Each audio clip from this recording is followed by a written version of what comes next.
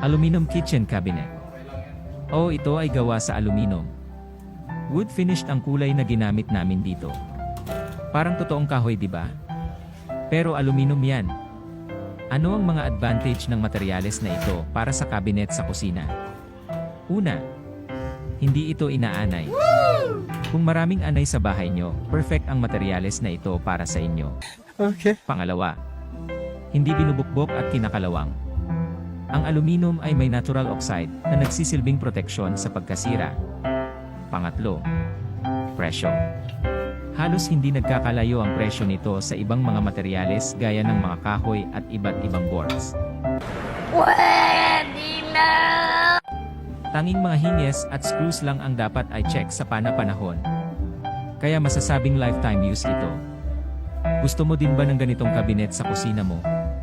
Mag-message sa amin para sa libreng quotation.